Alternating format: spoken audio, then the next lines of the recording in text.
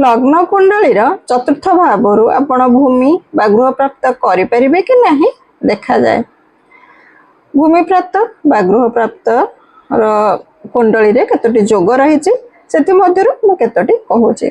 जदि आपण चतुर्थ भावर स्वामी केंद्र रे थांती अर्थ फोर्थ लॉर्ड फर्स्ट हाउस बा फोर्थ हाउस बा सेवेंथ हाउस बा 10th हाउस रे थांती तेबे आपण गृह बा भूमि प्राप्त करिथांती। जदि मंगल आपणक कुंडली रे उच्च बा मित्र घरे बा शुभ स्थिति रे थांती एवं 4th हाउस 8th हाउस एवं 11th हाउस रे शुभ ग्रह थिले आपण भूमि एवं गृह प्राप्त करिथांती।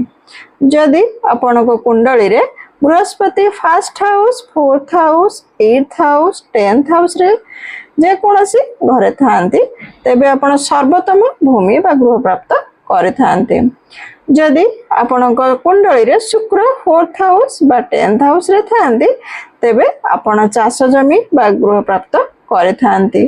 जदि आपणक कुंडली रे फर्स्ट लॉर्ड बा 4th लॉर्ड बा सेकंड लॉर्ड केंद्र बा त्रिकोण रे थांती तबे मध्य आपण भूमि प्राप्त बा गृह प्राप्त करिवार जोग रहिछि। आपण माने भूमि किनिबा को इच्छा करे मध्य जतबे विभिन्न असुविधार सम्मुखीन होइथांती आपण बारंबार असुविधार सम्मुखीन हेउछंती तबे आपण भगवान बराह को पूजा करंतु बा ध्यान किंबा तांकर मंत्र जप करंतु किंबा आपण बराह सहित भगवान बराह सहित आपण पृथ्वी देवी विराजिता फोटो घरे आनी पूजा करि पारिबे। आपणकर मनस्कामना पूर्ण होबो।